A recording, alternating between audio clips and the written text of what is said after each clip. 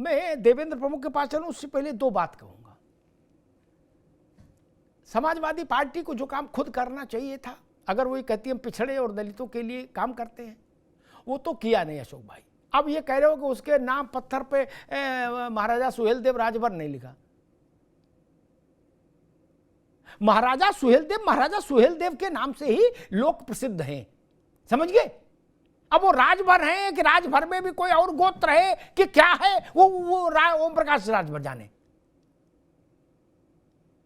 ठीक, महाराजा रणजीत सिंह, यही लोक विश्रुत नाम है ना उनका। अब कल को सिख खड़े हो जाए बोले नहीं इसमें ये ऐसे थे, ये नहीं लिखा आपने। जो जिस नाम से लोक विख्यात होता है उसकी प्रतिमा पर वही उतना ही नाम लिखा जाता है। बाकी उनका आधार कार्ड थोड़ी लगा देंगे प्रतिमा पर। वो राजभर जाने, राजभर समझ। लेकिन देखिए समाजवादी पार्टी ने ये चीज जरूर पकड़ ली कि जी वहां राजभर नहीं लिखा। सुहेलदेव, महाराजा सुहेलदेव ने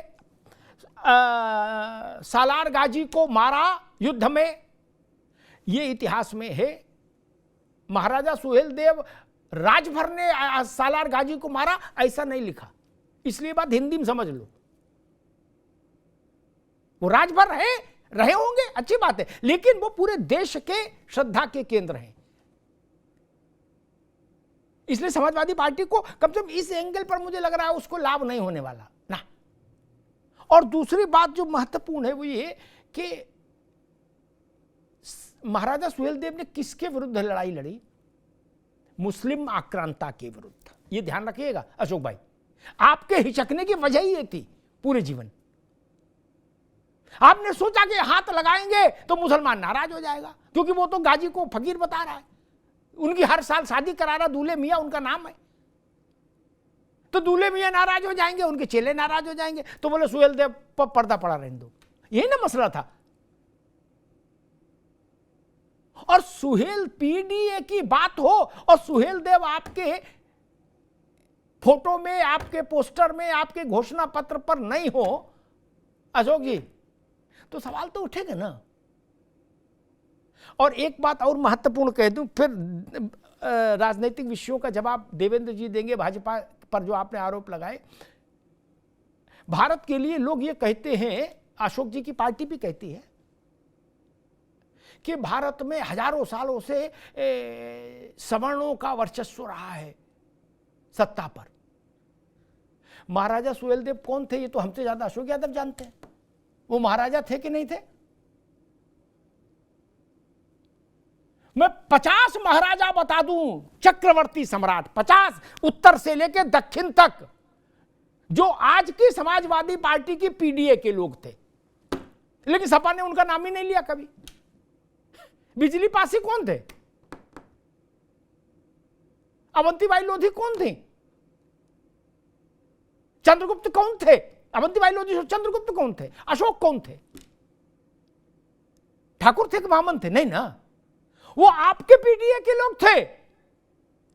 लेकिन मैं हैरान हूं, आपने कभी उनको स्मरण करके श्रद्धांजलि नहीं दी, और आपने कभी ये नहीं कहा कि भारत कितना महान है, उसने आज से 1000 वर्ष पहले, 700 वर्ष पहले, 800 वर्ष पहले, 1600 वर्ष पहले अपने अलग अलग हिस्सों की शासन की व्यवस्था इस वंचित वर्ग के लोगों के हाथ में सौंपी। बताइए, या तो मेरी बात मान लीजिए, मेरी बात काट दीजिए। दुनिया के सामने ये बात जानी चाहिए।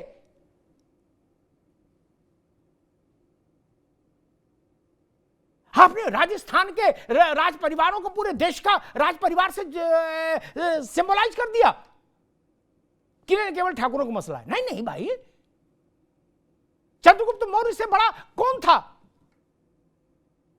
कुश साम्राज्य क्या था? मौर्य साम्राज्य क्या था?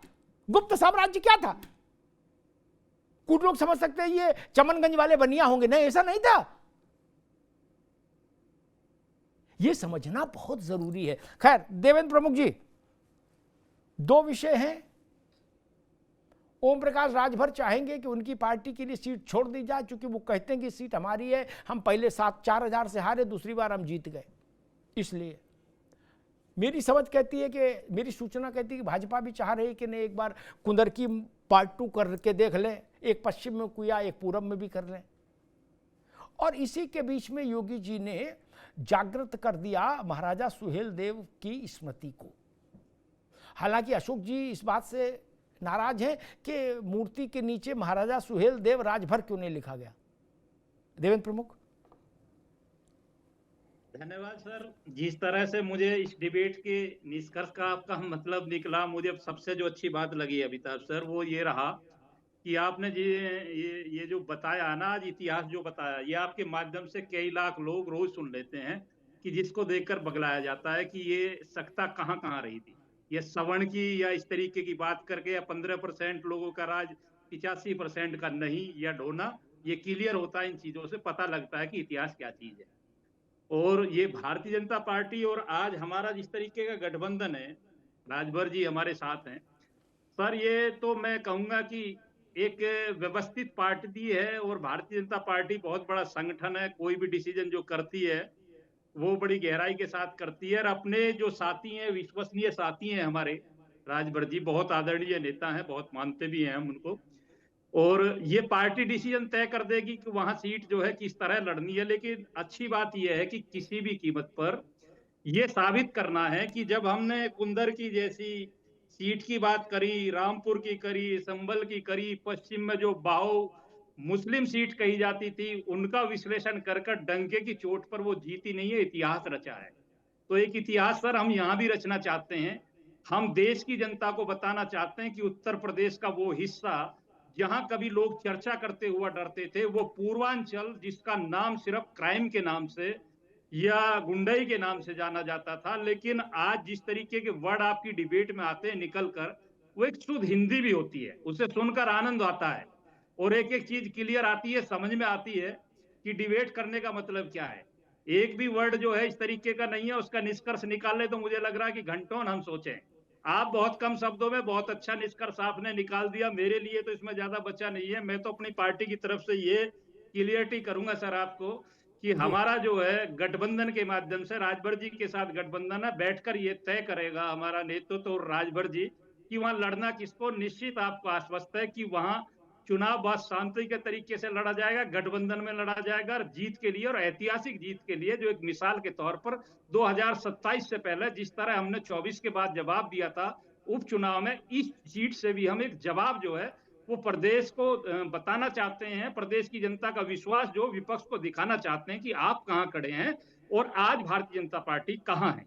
आप जो लड़ाई लड़ रहे हैं पारिवारिक, या उससे हम बहुत आगे निकलकर एक प्रदेश की लड़ाई लड़ रहे हैं, एक देश की लड़ाई लड़ रहे हैं। वो एक नया मैसेज होगा सर, आने वाले चुनाव के बाद ही एक नया मैसेज होगा और ये मील का पत्थर साबित होगा, ये जीत ऐतिहासिक हो। ठीक बात। मनीषा वाजपेयी जी, आखिर हमने ऐसा क्यों नहीं किया? हमसे मेरा मतलब है उसमें सब शामिल हैं, लेखक, बुद्धिजीवी, राजनेता, सब लोग शामिल हैं। ये भारत को और दुनिया को क्यों नहीं बताया, या इस झूठ के पंख क्यों नहीं काटे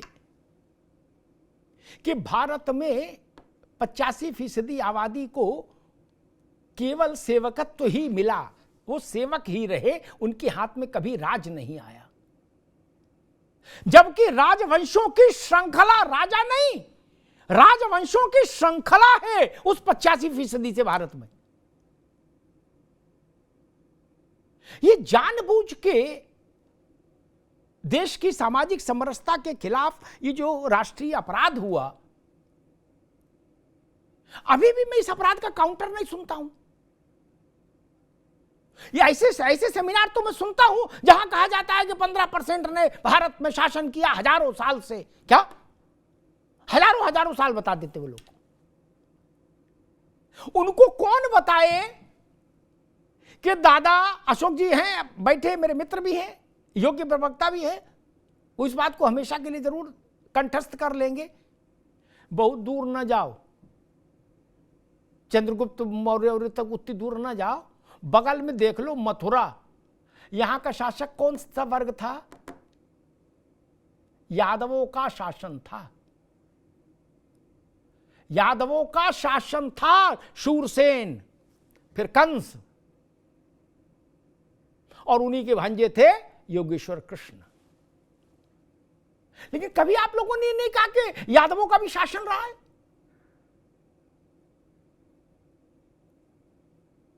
कुशवाहों का शासन रहा है, मौर्यों का शासन रहा है, राजभरों का शासन रहा है।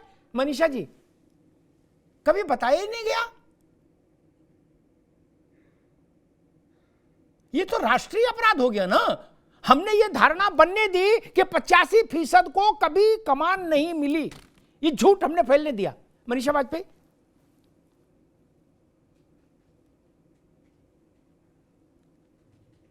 मैं तो पुनः वही बात दोहराऊंगी और कि अब की बार का ये जो उपचुनाव है, ये कहीं ना कहीं मुझे ऐसा लगता है जो पुराने राजनीतिक समीकरण है, इनका मुझे जो भविष्य है वो बदलता हुआ, परिवर्तित होता हुआ दिखाई पड़ता है। और ये जो परिवर्तन है ये एक सैंपल सिग्नल होगा जो आगे हमारे विधानसभा के चुनाव होंगे, उत्तर प्रदेश के जो हमारे लोकसभा के चुनाव होंगे, पूर्वांचल में ये बदलती बयार बहुत कुछ तय कर जाएगी। जी और जो 3 दशकों से रहा है वो आवश्यक नहीं है कि वही ही चीज आगे ही चलती जाए, क्योंकि जो वोटर्स हैं उनका भी जो एक सोच है वो बदल गई है। किस समय किन परिस्थितियों में किसका कैसा साम्राज्य रहा, आज के परिवेश में वो नहीं चल रहा है। अब चीजें परिवर्तित हो रही हैं, लोगों को दिखने लग गया है। मुझे ऐसा लगता है कि कहीं ना कहीं मुख्तार अंसारी एंड फैमिली का वर्चस्व कम हो रहा है, राजनीतिक पकड़, पारिवारिक जो, देखिए सपा के पास एक इमोशनल कार्ड हो सकता है, एक इमोशनल कार्ड वो खेल सकती है कि अन्याय हो रहा है अब्बास अंसारी के साथ। इसके अतिरिक्त मुझे कहीं नहीं दिखता। और 30% अगर मुस्लिम मतदाता की हम बात करते हैं कि इस सीट पे है वो, उसके बाद अन्य अगर हम सब जोड़ लें, ये सब जी लाभार्थी चले जाते हैं। और जो भारतीय जनता पार्टी और एनडीए की जो सरकार है वो ये जो काम कर रही है वो लाभार्थी में जाति नहीं देख रही है, और ये वोट और ये वोटर्स ये शिफ्ट हो जाते हैं। ये परिवर्तन ला सकते हैं, मुझे ऐसा परिदृश्य दिखाई पड़ रहा है। जी, ठीक बात है।